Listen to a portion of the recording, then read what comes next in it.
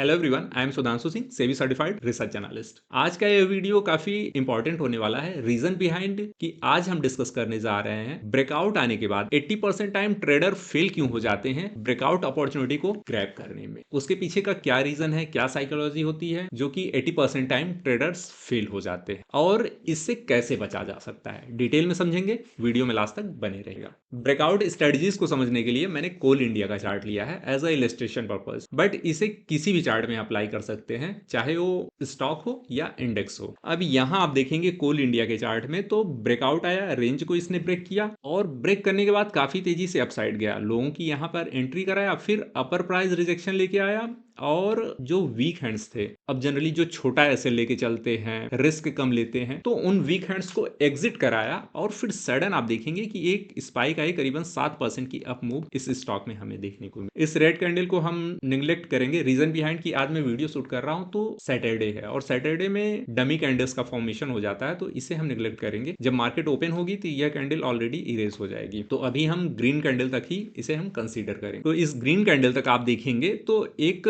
Breakout का formation हुआ, week hands को एग्जिट कराया और फिर सडन अप साइड में मूव दे गया 7% तक। होता क्या है कि ब्रेकआउट आया तो लोग उसे कैच करने की कोशिश करते हैं। ट्रेडर्स होते हैं, सोचते हैं कि ब्रेकआउट आया बस कैच कर लो, पकड़ लो इसको, बट ब्रेकआउट को कैच नहीं किया जाता, ब्रेकआउट को ट्रैक किया जाता है। और ट्रैक करने के लिए आपको उसके प्रीवियस डेटा को देखना पड़ेगा, वॉच आउट करना पड़ेगा कि पास्ट में क्या हो रहा है, प्राइस एक्शन कैसा बिहेव कर रहा है, मूविंग एवरेज कैसा बिहेव कर रहा है, आरएसआई क्या बोल रहा है, वॉल्यूम क्या बोल रहा है और ओवरऑल ब्रॉडर मार्केट में ओवरऑल सेंटीमेंट क्या है। इन सब चीजों को जब आप देखेंगे, कंसीडर करेंगे, तब आपकी ब्रेकआउट को ग्रैब करने की अपॉर्चुनिटी बढ़ जाएगी। चलिए समझते हैं। अब यहां आप देखेंगे कि ब्रेकआउट आने के पहले, ब्रेकआउट तो यहां पे आया, लेकिन ब्रेकआउट आने के पहले यह स्टॉक एक रेंज में ट्रेड कर रहा था। बहुत क्लियर रेंज दिख रही है, रेंज में ट्रेड कर रहा था। बार बार अपर प्राइस रिजेक्शन, अपर चैनल से, लोअर चैनल से सपोर्ट, अपर चैनल से रिजेक्शन, लोअर चैनल से सपोर्ट, अपर चैनल से रिजेक्शन और फिर अपर चैनल से रिजेक्शन लेने के बाद करीबन इसने अपर चैनल से रिजेक्शन लिया, 1 2 3 4 5 बार इसने अपर चैनल से रिजेक्शन ले लिया। तो एक चीज तो क्लियर हो गई थी कि अपर चैनल से बार बार रिजेक्शन ले रहा है, तो अपर चैनल के ऊपर निकल के जब सस्टेन करेगा तभी यहां पर हमें बड़ी अपॉर्चुनिटी देखने को मिलेगी ब्रेकआउट की। इसके अंदर में तो हम अपॉर्चुनिटी एक्सपेक्ट ही नहीं कर सकते थे। बहुत ही क्लियर। अब चलिए दूसरी चीज समझते हैं, मूविंग एवरेज। यहां आप देखेंगे तो 200 मूविंग एवरेज के पास बार बार यह रिजेक्शन ले रहा है। 200 मूविंग एवरेज के पास इसने रिजेक्शन लिया, 200 मूविंग एवरेज के पास, 200 मूविंग एवरेज के पास, 1 2 3 4 5 बार इसने 200 मूविंग एवरेज के पास रिजेक्शन लिया। दूसरी कंडीशन यहाँ पे हो गई कि मतलब हमें मिल गया कि ये 200 मूविंग एवरेज के पास बार बार रिजेक्शन ले रहा है। यस। और जो तीसरी मेन कंडीशन है वॉल्यूम, वॉल्यूम कहाँ है। अब यहाँ देखिए ब्रेकआउट आया, मूविंग एवरेज को ब्रेक किया, अप ऊपर सस्टेन कर गया, लेकिन वॉल्यूम गायब है। ब्रेकआउट आया, ब्रेक कर गया मूविंग एवरेज को और वॉल्यूम यहाँ पे भी गायब है। वॉल्यूम आया इस रेड कैंडल पे और इसके पहले भी आप देखेंगे तो वॉल्यूम आपको नहीं मिलेगा, यहाँ भी नहीं मिलेगा और यहाँ भी नहीं मिलेगा। ये सब वॉल्यूम ये प्रीवियस कैंडल्स के, ये वॉल्यूम इस प्रीवियस कैंडल का है, ये वाला वॉल्यूम ये तो मान लीजिए रेड कैंडल का, यहाँ पे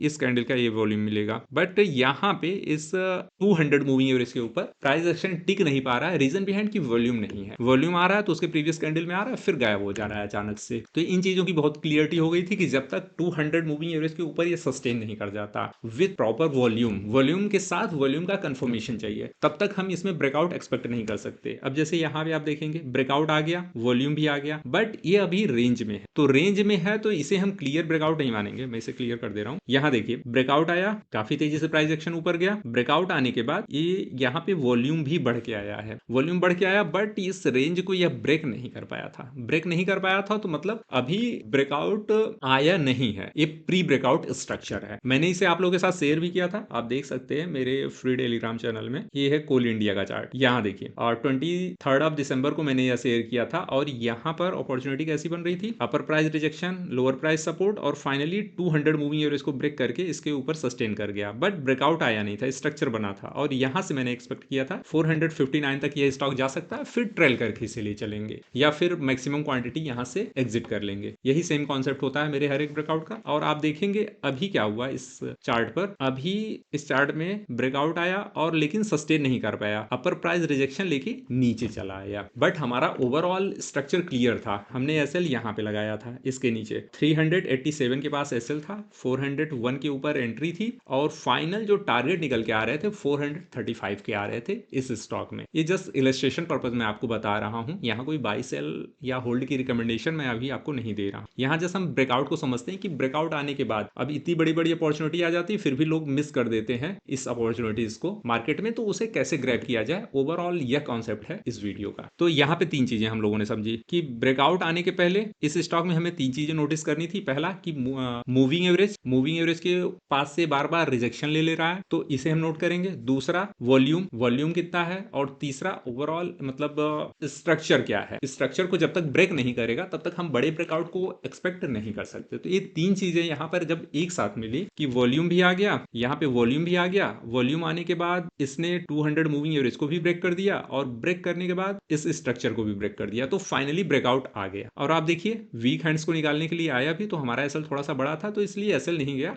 और फाइनल हमें ब्रेकआउट मिल गया। यह तो हो गया स्ट्रक्चर। अब बात करते हैं पोजीशनिंग की कि ब्रेकआउट आने के बाद पोजीशनिंग कैसे की जाए कि पूरी अपॉर्चुनिटीज को अच्छे से ग्रैब किया जा सके ब्रेकआउट की। अब होता क्या है कि ब्रेकआउट आया, यहाँ ब्रेकआउट आया, इसने स्ट्रक्चर को ब्रेक किया और ट्रेडर है काफी स्मार्ट है, उसको भी पता है कि स्ट्रक्चर को ब्रेक कर दिया, 200 मूविंग एवरेज के ऊपर सपोर्ट भी ले लिया और वॉल्यूम भी है। अब यहाँ पे मार्केट ने उसे कॉन्फिडेंस दिलाया ट्रेडर को कि अब यहाँ पे बड़ी ब्रेकआउट अपॉर्चुनिटी क्रिएट हुई है, अब यहाँ पे हम अच्छा खासा मूव ग्रैब कर सकते हैं। और ट्रेडर ने क्या किया, 8 से 10% का टारगेट लगा लिया। ठीक है, हम 8 से 10% का टारगेट लगा लिए कि अपसाइड हमें मिलेगा, और यहाँ ब्रेकआउट आते ही 100% क्वांटिटी के साथ यहाँ पे बैठ। और एक दूसरे टाइप के ट्रेडर होते हैं, वो क्या करते हैं कि ब्रेकआउट आया, चलो आने दो, अब ये रीटेस्ट करके जब वापस से आएगा और फिर अपसाइड को जाएगा और अपने प्रीवियस स्टॉक को ब्रेक करेगा। एक बार इसे डिलीट कर देता हूं कि यहां से ऊपर गया, फिर आया, रीटेस्ट किया और फिर ब्रेकआउट का कंफर्मेशन दिया इसको ब्रेक करके, तो यहां पे पार्टिसिपेट करते हैं। इसमें क्या होता है कि ओवरऑल जो है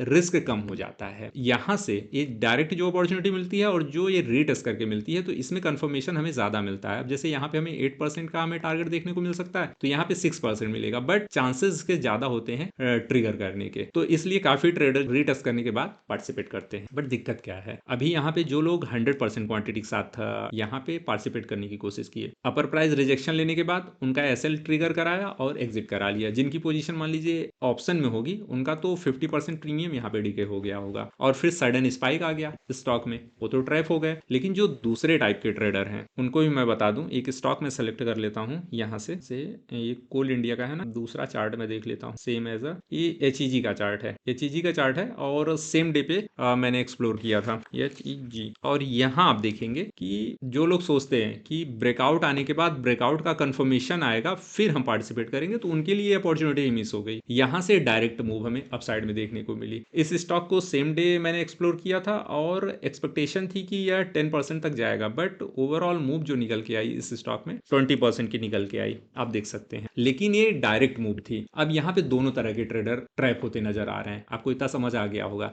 कि जो डायरेक्ट 100% क्वांटिटी लगाए वो भी ट्रैप हुए, और जो वेट कर रहे हैं कि कंफर्मेशन आएगा वो भी ट्रैप हुए। तो ऐसे में हमें करना क्या चाहिए, मैं फिर से कोल इंडिया के चार्ट पे जाना चाहूंगा, बहुत ध्यान से समझना होगा, ऐसे नहीं समझ में आएगा। अब यहाँ देखिए जब भी कोई ब्रेकआउट आता है, तो ब्रेकआउट आने के बाद हमें यह पता नहीं होता कि डायरेक्ट अप जाएगा या रीटेस्ट करके अप जाएगा। तो ऐसी कंडीशन में ब्रेकआउट आने के बाद 25% क्वांटिटी हम यहाँ पे डिप्लॉय कर दें, सिर्फ 25% क्वांटिटी, और वेट करेंगे। अगर डायरेक्ट ही अपसाइड चला गया तो ठीक है, 25% क्वांटिटी के साथ एटलीस्ट हम ओवरऑल मूव को पार्टिसिपेट तो हैं उसमें, हम प्रॉफिटेबल तो हैं, इंस्टेड ऑफ कि उस मूव से बाहर रहने की बजाय। दूसरा, अपर प्राइस रिजेक्शन लिया, फिर गया रीटेस्ट किया, अपर प्राइस रिजेक्शन लेके रीटेस्ट किया 200 मूविंग एवरेज को, या फिर यहीं कहीं से रीटेस्ट किया, फिर से अपने ब्रेकआउट लेवल के ऊपर आ गया, ओपनिंग ब्रेकआउट के ऊपर आ गया, तो फिर से यहाँ 25% की क्वांटिटी लगा दिए, यहाँ पर 25% और यहाँ पर 25%। और जैसे ही फाइनल ब्रेकआउट आता है प्रीवियस स्टॉप को ब्रेक करके, प्रीवियस स्टॉप यहाँ पे है, इसको ब्रेक किया, फाइनल ब्रेकआउट आया, तो 50% की क्वांटिटी हम यहाँ पे लगा देंगे।